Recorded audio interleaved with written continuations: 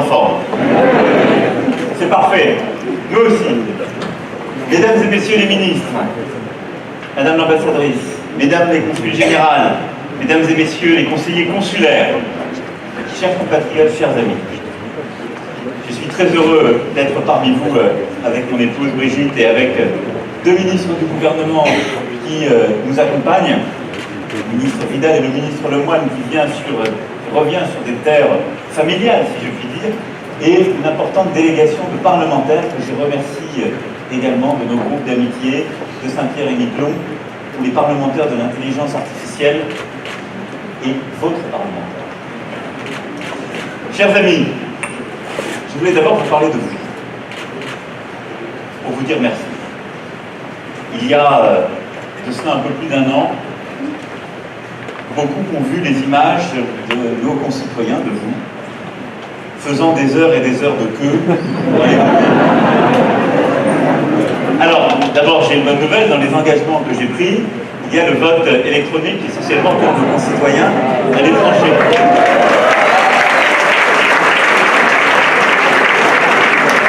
Nous avons d'ailleurs passé un décret au Conseil des ministres hier, avant-hier, avant-hier, qui permet justement le recensement, la finalisation des listes qui permettront, dès les européennes, nous l'espérons à coup sûr pour les prochaines présidentielles, d'avoir justement ce type de vote sécurisé. Vous parlez de vous parce que vous m'avez, pour beaucoup d'entre vous, fait confiance, ce qui m'oblige, et parce que vous êtes ici une communauté française vibrante, active, dynamique, ambitieuse, qui est un pont formidable entre la France et le Québec, la France et le Canada. Vous êtes en effet, alors selon les chiffres, c'est toujours pareil, ce n'est pas entre les manifestants et la police, mais entre les chiffres d'inscrits ou les chiffres non officiels, on dit près de 70 000, on dit en fait plus de 120 000. C'est la première communauté française hors de l'Europe. Et ici à Montréal, c'est une communauté ambitieuse qui marque ce lien de 375 ans, fêté l'année dernière de la fondation de Montréal. Il y en a beaucoup qui viennent de familles installées depuis longtemps ici. Parfois ces familles sont revenues en France. Qui est venue pour étudier, travailler, enseigner, chercher. Et cette communauté a un dynamisme absolument inédit. Son nombre ne cesse d'augmenter. Près de 4000 Français arrivent chaque année au Québec et la majorité se fixe ici à Montréal. Certains même naissent à Montréal et ils sont les bienvenus. Je sais qu'il fait chaud et ne t'en fais pas, je vais essayer de te regarder en enthousiasmant au maximum. Cette communauté française, elle est faite d'employés, de chefs d'entreprise, donc d'enseignants, d'étudiants, d'acteurs culturels ou institutionnels. 260 filiales françaises sont ici présentes. Plus de 20 000 personnes sont employées par des entreprises françaises. Et notre communauté d'affaires est, à Montréal, l'une des plus actives d'Amérique du Nord. Elle est active à travers quelques-uns de ses flambeaux. La French Tech, qu'on appelle ici le Blanc Tech. Je m'en souviens, dans des conditions antérieures, il y a ce dynamisme, cette force, cet entrain, continuer de le porter. Il y a la communauté d'affaires de Montréal, la Chambre de commerce et d'industrie française au Canada, les conseillers du commerce extérieur de la France et leur nouveau président, M. Durand, tous mobilisés sur le terrain. Et cette relation, nous allons continuer à la soutenir, comme le font aussi les conseillers consulaires que je saluais au début de mon propos. Il y a les jeunes, les étudiants, les professionnels, les vétistes, volontaires internationaux, les 4000 jeunes qui bénéficient chaque année des programmes de l'Office franco-québécois pour la jeunesse, que je tiens ici à saluer, dont je veux saluer le travail remarquable. Il y a nos 10 000 étudiants français inscrits dans les 9 universités que compte Montréal, 4500 élèves qui fréquentent nos 2 établissements scolaires, sans compter les milliers de jeunes compatriotes qui viennent chaque année au Québec dans le cadre d'échanges. Et j'ai une pensée toute particulière pour les jeunes Français qui passent leur baccalauréat Il n'y en a sans doute pas ici, mais il y a peut-être quelques parents anxieux, et donc j'ai une pensée amicale pour eux. Toute cette jeunesse, cette communauté, c'est le cœur de cette relation bilatérale, de cette solidarité, avec des problématiques que nous connaissons et sur lesquelles les ministres travaillent, celles de l'enseignement et de l'AEFE, pour lesquelles j'ai annoncé le maintien des crédits sur les 3 années à venir, et une réforme en profondeur pour justement permettre d'en repenser le financement et les modes d'intervention sur place. Celle qui a permis aussi de simplifier le cadre d'action entre l'Institut français et les alliances françaises. Celle aussi qui nous conduit, je l'évoquais rapidement en soulignant au début de mon propos, à simplifier, dématérialiser, numériser les moyens à apporter des Françaises et Français vivant à l'étranger. Et c'est l'objet d'ailleurs du déplacement effectué à Montréal en avril dernier par la députée des Français étrangers Anne Janouté, à qui cette mission a été confiée par le Premier ministre. Tous ces liens, les États doivent les soutenir, les renforcer pour encourager votre action et votre présence. Et c'est évidemment le cœur de la mission que nous sommes venus accomplir ici et de l'engagement que nous sommes venus prendre et du travail que depuis un an nous menons avec le Canada et avec le Québec. 5 priorités que je viens de rappeler avec le Premier ministre Couillard et qui correspondent d'ailleurs à la réalité de la communauté française ici. La priorité pour la jeunesse. Nous devons continuer à avoir cette mobilité de notre jeunesse avec les chiffres que j'évoquais, mais nous devons nous aussi savoir attirer les jeunes Québécois dans les universités, les écoles d'ingénieurs, de commerce, les grandes écoles françaises. C'est d'ailleurs le sens de la présence, entre autres, de la ministre de l'Enseignement supérieur, de la Recherche et de l'Innovation et d'un président d'université au titre de la conférence des présidents d'université pour développer ce lien et notre attractivité. Le deuxième élément important de cette relation, c'est l'intelligence artificielle. Nous avons signé une feuille de route commune et la France a présenté au printemps dernier une stratégie française de l'intelligence artificielle. Montréal est un des hauts lieux de l'intelligence artificielle. Et donc, vous le voyez bien dans ce cadre, nous devons faire plus, faire mieux, ensemble. Et nous allons le faire de manière simple à travers cette feuille de route, en privilégiant d'une part l'innovation et les financements. Et c'est le cœur justement de notre engagement conjoint. La France est le leader d'Europe continentale. La France a cette capacité à avoir les meilleurs chercheurs de mathématiques, d'informatique. Monsieur le député, c'est bien qui est avec nous et a travaillé sur ce sujet pour le gouvernement. Et à lier justement entre Québec et la France, cet écosystème de chercheurs, d'entrepreneurs et de financement pour aller plus loin en matière d'intelligence artificielle. Mais aussi parce que nous avons des valeurs communes. Et parce que développer l'intelligence artificielle, c'est vouloir développer une éthique, une protection des individus, des libertés individuelles qui correspond aux valeurs qui sont nôtres et que nous partageons. Et dans cette articulation de l'innovation et de nos valeurs, il y a aussi cette stratégie conjointe que nous voulons avoir pour l'intelligence artificielle. La France a proposé de créer l'équivalent du GIEC pour le climat pour l'intelligence artificielle, et nous allons travailler ensemble sur ce sujet. Ça fait partie de nos priorités. La troisième, c'est le commerce.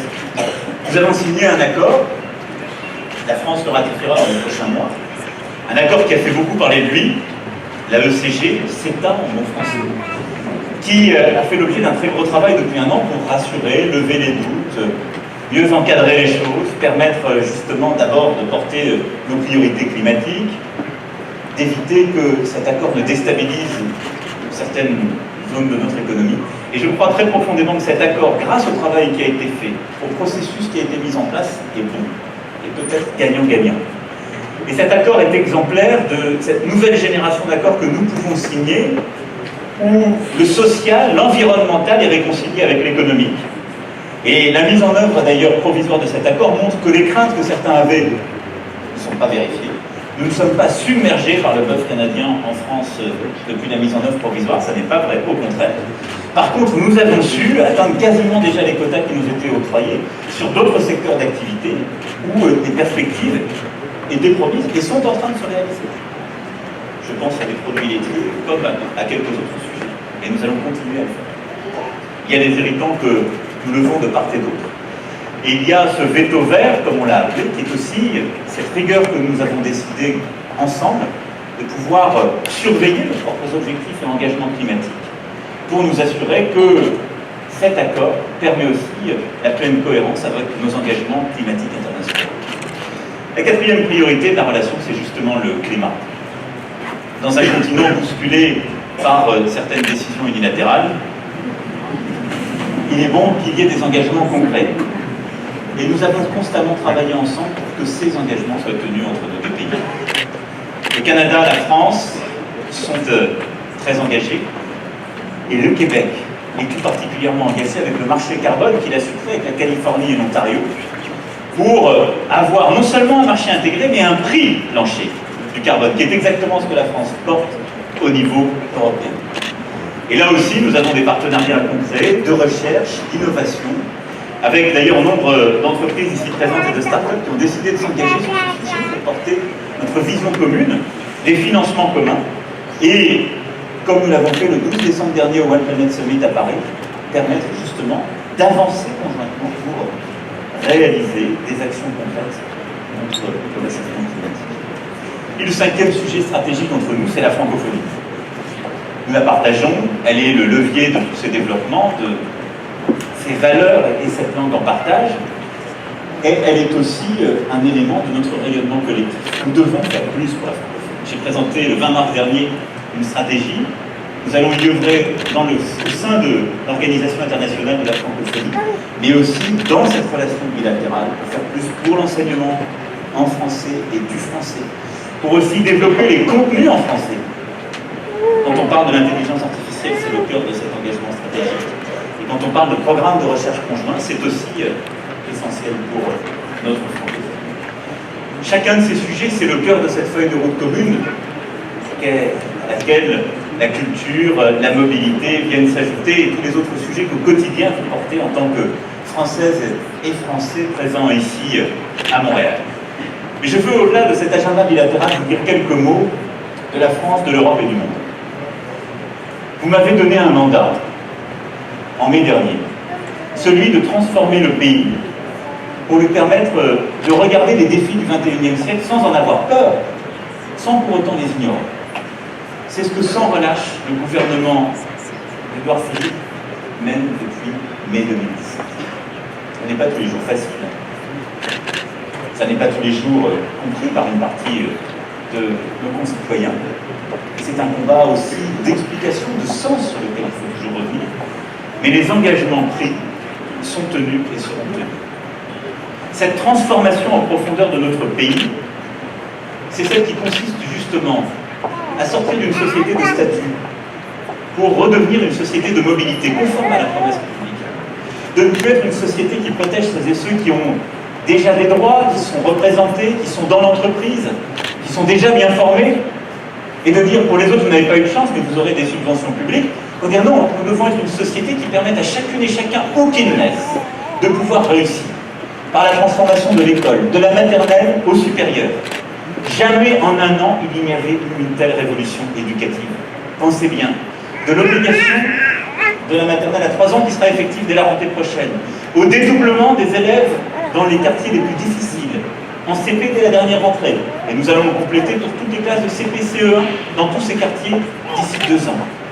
Jusqu'à la réforme de l'orientation, la transformation du baccalauréat, la transformation de l'accès à l'université avec Parcoursup. C'est une réforme de toute notre chaîne éducative qui est en train d'être faite dans le pays. Et la réforme qui arrive au Parlement en matière de formation, d'apprentissage et d'alternance complétera ce sujet. C'est une nouvelle société éducative que nous sommes en train de créer. Une société qui se forme dès le plus jeune âge et tout au long de la vie, parce qu'elle apporte des vraies sécurités individuelles à chacun. Être formé où qu'on soit né. Lutter contre l'illettrisme et l'illettrisme numérique, quelle que soit la famille qui l'on vit. Et permettre à quiconque, quels que soient les soubresauts et les changements liés à la transformation numérique ou à la grande transformation mondiale, de pouvoir retrouver un travail et donc d'être formé pour cela. Nous allons investir 15 milliards d'euros durant ce quinquennat dans la formation des jeunes, en particulier des jeunes décrocheurs et des moins qualifiés. Parce qu'aujourd'hui, et vous l'entendez peut-être lorsque vous écoutez les bruits de France. Dans toutes les régions de notre pays, on cherche de la main-d'œuvre. Parce que quand on s'est installé dans le chômage de masse depuis 3 décennies, lorsque le chômage est à ce niveau depuis la crise de 2008-2010, des déqualifications se sont opérées. Et même lorsque le travail, l'économie repart, il est très difficile de ressentir les opportunités. Cette transformation éducative, elle a un complément qui est la transformation du marché du travail. Elle a commencé avec les ordonnances portées à l'automne dernier, transformation inédite qui a permis de donner plus de place au contrat, à l'accord au niveau de la branche et de l'entreprise, d'enlever les rigidités qui n'étaient plus adaptées aux transformations contemporaines.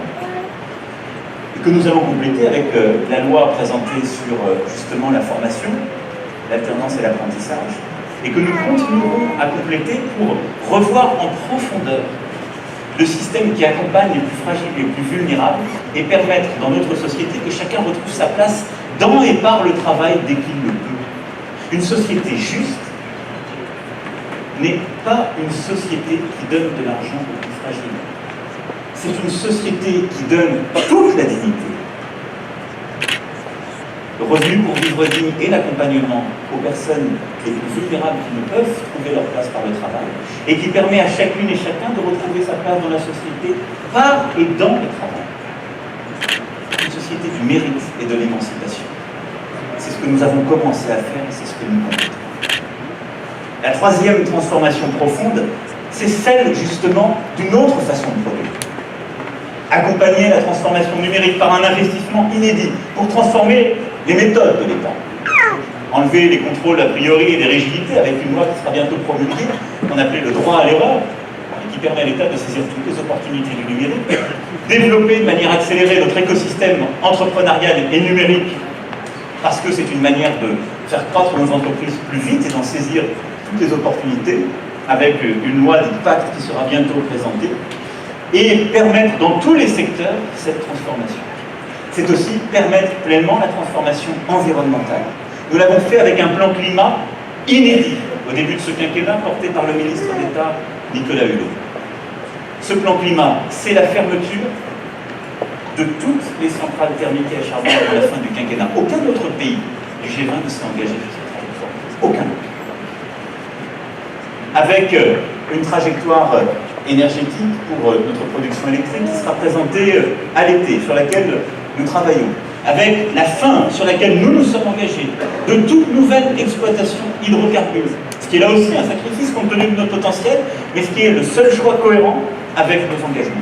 Et une transformation inédite de notre façon de produire et de nous alimenter, avec du travail, là aussi inédit, des états généraux de l'alimentation, un projet porté par le gouvernement qui vient de finir sa première lecture, et nos députés qui sont là ont passé des heures et des nuits de débat sur ce sujet. Et sur ce point qui vous tient à cœur, comme il me tient à cœur, je veux là aussi rétablir quelques vérités. Aucun gouvernement ne s'est engagé aussi vite et aussi fort pour transformer nos méthodes de production en matière agricole et répondre à 2 défis. La pauvreté dans le monde agricole, où plus d'un tiers de nos paysans ne vivent pas dignement du travail fait, et répondre aux défis de santé publique sur lesquels nous nous sommes engagés. C'est un travail inédit de concertation qui a été fait, et de responsabilisation collective. Et nous sommes retombés, par les jeux médiatico-politiques, dans les bégaiements du passé, en ne parlant que des sujets du glyphosate dans la loi ou pas dans la loi, ou de la vidéosurveillance dans les abattoirs ou pas dans les abattoirs. Je vais revenir sur ces 2 sujets, ils sont très importants, mais ils ne sont pas le cœur non plus de cette loi, je vous le dis en face. Le cœur de cette loi, c'est quoi? C'est de dire comment on crée notre souveraineté agricole et alimentaire, en construisant le prix à partir de ce qui est produit par l'agriculteur, en lui permettant de vivre dignement, en sortant du dogme du prix bas et de l'alimentation de mauvaise qualité, en permettant de changer complètement cette dynamique économique mortifère. C'est dans la loi, en ayant derrière une logique filière par filière pour responsabiliser les acteurs. Et je les réunirai en juillet à l'Élysée pour leur demander de la production à la transformation jusqu'à la distribution. Comment changez-vous les choses? Parce que je ne veux pas protéger des prix un peu plus hauts pour le plaisir de les avoir, non, c'est pour vivre dignement et produire différemment. Et donc que chacun s'engage dans des stratégies d'autonomie en matière de protéines, et dans des stratégies de réduction des pesticides, des herbicides et d'une alimentation de bonne qualité, parce que c'est nécessaire pour les agriculteurs comme pour les consommateurs. Et sur le glyphosate, nous avons fait exactement ce à quoi nous nous sommes engagés. Quelle était la situation sur le glyphosate? À l'automne dernier, l'Union européenne allait repartir sur 15 ans d'autorisation. C'est ça la réalité. C'était même pas un débat de campagne à l'époque. 15 ans. La France s'est battue, nous l'avons ramené à 5 ans. Nous plaidions pour 3 ans, nous avons été abandonnés par nos partenaires. Sans la France, c'était 15 ans à nouveau. 5 ans. Pardon, enfin je veux bien que gâteau avalé n'ait plus de saveur, mais sachons reconnaître les mérites de ce gouvernement. C'est grâce à lui que ça a été fait. Et ces 5 ans étant annoncés, nous avons dit non, nous voulons aller plus loin. On veut pouvoir le faire en 3 ans. Je l'ai défendu moi-même au Salon de l'Agriculture en février dernier. Face aux agriculteurs, parce que c'est facile d'aller les défendre devant les plateaux, pour le défendre devant les gens pour qui ça transforme la vie. Moi je l'ai défendu face aux agriculteurs en leur disant, pour les 10-15% d'entre vous, pour qui ce ne sera pas possible, on ne va pas l'imposer. Mais il faut qu'on ait ensemble un contrat de transformation de l'agriculture. On va vous responsabiliser. C'est pour ça que la démarche retenue est la bonne. Ne pas mettre un couperet dans la loi pour dire, ça y est, c'est dans la loi, l'affaire est réglée. C'est ce qu'on fait depuis 20 ans, mes amis. 20 ans. On l'a fait 10 fois sur le nucléaire. Combien on fait des lois pour dire qu'ils allaient sortir du nucléaire, pour laisser à leurs successeurs la possibilité de dire que ce n'était pas possible de le faire comme c'était écrit? Arrêtons les lois verbeuses ou les stipulations pour autrui. J'ai pris un engagement, vous le connaissez, donc je le tiendrai. Et je le tiendrai en responsabilisant les acteurs. Et donc en juillet, je demanderai les preuves, la trajectoire au monde agricole. Nous l'accompagnerons par le plan d'investissement. Nous surveillerons et évaluerons, parce que c'est comme ça qu'on fait dans la vie. Et à la fin, il faut légiférer pour bousculer certaines organisations, pour être sûr que nous sommes au rendez-vous de l'engagement que nous devons aux Français en termes de sécurité d'alimentation. Tout simplement. Quant au bien-être animal, il est une priorité de ce texte. L'expérimentation que nous lançons sur la vidéo dans les abattoirs, elle sera suivie des faits. Et je souhaite qu'au maximum, la nouvelle génération d'abattoirs que nous allons ouvrir par le plan d'investissement, nous allons mettre partout les papiers, et qu'on aide dans la transformation de leur appareil productif. Ceux qui aujourd'hui produisent avec des méthodes. Je détaille ce point parce qu'il a fait réagir ces dernières semaines. Et je sais qu'il est sensible pour vous. Il l'est pour moi. Mais si nous voulons tenir une société dans tous ces défis contemporains, nous devons savoir le faire en responsabilisant chacun et en gardant la méthode qui a été la nôtre depuis le début. Cette transformation des moyens de produire, actant de la transition numérique et environnementale et sanitaire, c'est celle que nous sommes aussi en train de mettre en œuvre. Et nous allons continuer au même rythme, à la même intensité, ces grandes transformations de notre pays, en matière sécuritaire, en matière de cohésion nationale. Je ne veux pas ici être trop long, je ne pourrai pas toutes et tous les détailler, mais j'y reviendrai dans les prochaines semaines, y compris dans le discours que je tiendrai devant le Congrès avant la trêve estivale. Sur chacun de ces points, c'est l'engagement pris devant vous que nous portons. C'est cette volonté de permettre à la France de saisir les défis du XXIe siècle et de lever les angoisses dans lesquelles elle s'était installée. Tous ces changements font. Le risque terroriste fait peur. Nous sommes en train de transformer notre organisation pour y répondre en matière de lutte contre la radicalisation, de lutte contre le terrorisme, d'organisation de notre société et de résorption des fractures. La transformation digitale fait peur. La réponse est par l'éducation et les transformations que je viens d'évoquer. Les pesticides, les transformations liées à notre santé font peur. Il faut y répondre en apportant des solutions et pas en agitant les peurs et en opposant une partie de la société. Le cœur de notre projet, c'est celui-ci. C'est que chacun peut choisir sa vie et vivre dignement dans la société qui est la nôtre. Depuis 1 an, la France mène avec intensité ces réformes et ces transformations. Au même rythme, avec la même force, nous continuerons à le faire dans l'année, les 4 années qui viennent. D'ores et déjà, et je pense que vous le mesurez de là où vous êtes, l'image de la France a changé.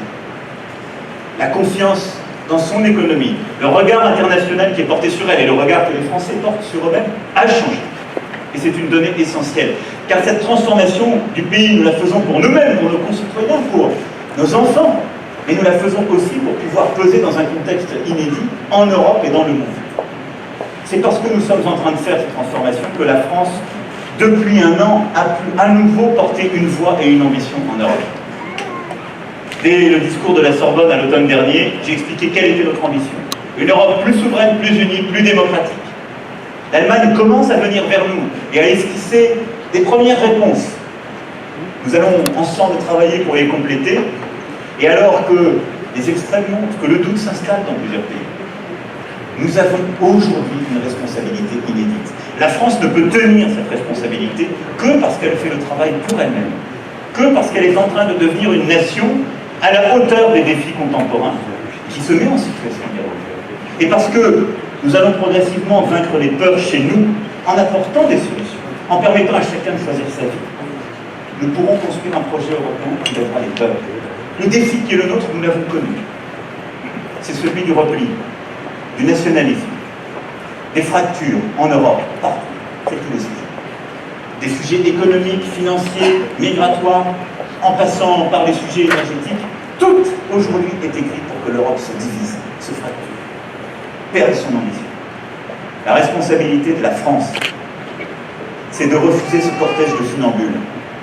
Et non pas en appelant à la naïveté, mais en défendant nos intérêts et en portant une vision. Défendre nos intérêts, c'est défendre les intérêts de notre peuple. On ne fera pas l'Europe contre les classes moyennes et les classes populaires.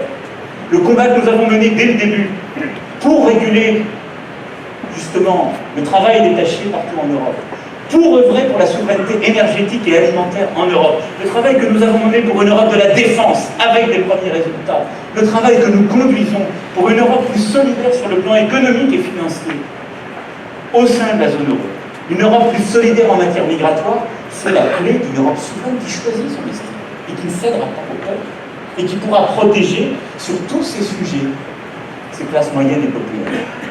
Et c'est pour cela que les tensions sur le commerce ou tant d'autres sujets sont des tests de crédibilité pour nous. Et que je suis attaché chaque jour à ce que l'Europe d'une même voix puisse dire à l'ensemble de ses travailleurs comme de ses entreprises, nous sommes là et nous vous protégeons. La transformation européenne est notre défi de la décennie à venir. Nous aurons un rendez-vous important au mois de juin, un autre à l'automne, et les élections européennes à venir seront un rendez-vous essentiel pour choisir entre des visions de l'Europe.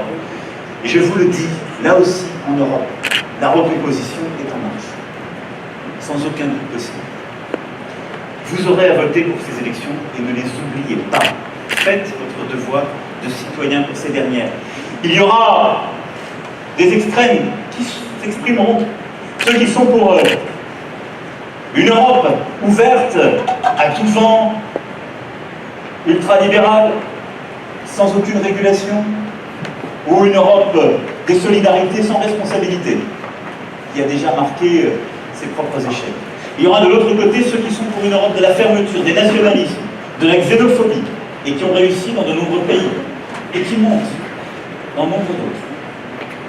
Il nous faudra construire un projet progressiste, réformiste, d'une Europe qui se veut souveraine dans les incertitudes contemporaines, qui veut plus d'unité, plus de démocratie et un Parlement plus vivace, une zone euro plus intégrée. C'est ce projet que nous porterons et sur lequel la France aura à s'engager et sur lequel je m'engage.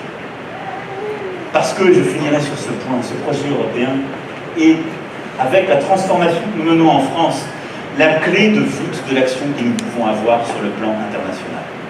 Regardez le monde tel qu'il va. Et dès que je vous quitterai, j'irai rejoindre l'ANALB et un G7 qui sera exigeant. Sur le climat, sur le commerce, sur la situation au Proche et Moyen-Orient, les tensions montent partout. Les divisions sont là, qui risquent de fracturer un ordre multilatéral dans lequel nous vivons depuis la fin de la Seconde Guerre mondiale. Est-ce que c'est bon pour nous? Non. Parce que cet ordre multilatéral, il porte plutôt nos valeurs, nous y sommes présents, nous avons contribué à en forger les règles, du commerce en passant par le maintien de la paix, jusqu'aux grands équilibres financiers, et nous y sommes bien représentés, membres permanents du Conseil de sécurité des Nations Unies, puissance forte et présente dans toutes les enceintes. Le risque que beaucoup d'apprentis sorciers c'est au fond de créer un monde d'hégémonie multiple, et donc de violence. C'est en fracturant cet ordre multilatéral, eh bien, de créer la loi du plus fort au plus près de nous. De cela, nous ne voulons pas. Parce que ça n'est pas bon pour nous, ça n'est pas bon pour l'Europe, et ça n'est bon pour aucun de nos pays amis dans le monde. Et donc, nous continuerons à nous battre pour ce multilatéralisme fort que j'ai plusieurs fois défendu. Un multilatéralisme fort, c'est une voix des Nations Unies qui sait se faire entendre, construire des consensus et les faire respecter, comme nous l'avons fait au Proche-Moyen-Orient, il y a quelques mois. Et partout construire la paix, comme nous sommes en train d'essayer de le faire, dans la région, avec l'Iran et la Syrie. Et les avancées des dernières semaines, en particulier lors du voyage que j'ai effectué en Russie, sont pour moi une étape importante, et c'est ce que nous portons depuis l'Assemblée Générale des Nations Unies en septembre dernier. Ce multilatéralisme fort, c'est celui que nous voulons en matière commerciale, où il faut faire l'inverse du repli sur soi, mais le renforcement de règles multilatérales qui permettront de résoudre plus facilement les conflits, de lutter contre les sous-productions venant de Chine, ou le non-respect de la propriété intellectuelle qui vient d'autres continents, et qui nous lève. Ce multilatéralisme fort, il suppose la souveraineté et la coopération. Il suppose une Europe forte qui sait se protéger sur le plan financier, économique, énergétique, de défense, et qui veut coopérer avec l'ensemble de ses alliés sur tous ces sujets. Porter ces C'est cette voix que la France continuera d'exprimer dans toutes les enceintes, et que je porterai en votre nom dans quelques instants au G7, pour défendre l'accord de Paris et plus d'ambition en matière climatique, et ce pacte mondial pour l'environnement que nous défendons au sein des Nations Unies. C'est cette voix que je porterai sur l'Iran, comme la Corée du Nord. C'est cette voix que je porterai en matière commerciale, pour défendre le respect de nos règles internationales. C'est cette voix que je porterai en votre nom, sur tous les sujets dans les mois et les années à venir.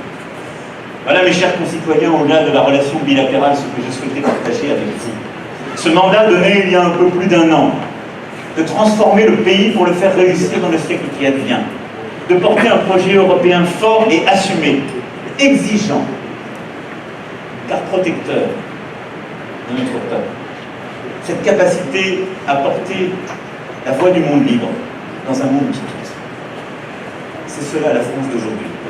C'est cela ce que vous m'avez demandé de faire il y a un peu plus d'1 an, et c'est le mandat que vous avez donné à vos représentants à l'Assemblée nationale et au Sénat.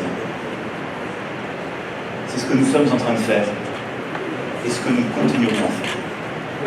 Alors je veux remercier chacune et chacun d'entre vous, non seulement pour la confiance donnée à un moment, mais pour l'engagement de chaque jour, de là où vous êtes portés. Ce projet que je viens de décliner, en France, en Europe et à l'international, il n'est possible que parce qu'il y a des femmes et des hommes qui s'engagent, étudiants, chercheurs, entrepreneurs, enseignants, associatifs, que parce qu'il y a des engagés qui portent ces valeurs de la France, cette ambition française et cette volonté de faire réussir tout à la fois notre pays et les valeurs que nous portons. Et donc votre rôle ici, où vous êtes, c'est un peu de cette transformation de la France et de cette responsabilité française en Europe et dans le monde. Et pour toutes ces raisons, je voulais vous dire merci. Pour toutes ces raisons, je voulais vous dire que vous pouvez compter sur mon engagement plein et entier pour poursuivre sans relâche la transformation menée dans le pays et cette voie portée partout dans le monde. Et pour toutes ces raisons, je vous dis, portez fort nos couleurs. Le blanc-rouge, le blanc-tec, certains, et portez fort nos couleurs et la voix du pays, ici. Et faites-en venir chez nous. Ramenez aussi votre énergie, votre capacité à faire. Aidez-nous, collectivement, à faire réussir la France dans le monde qui advient, car elle a une responsabilité inédite. Merci mes chers compatriotes. Vive la République!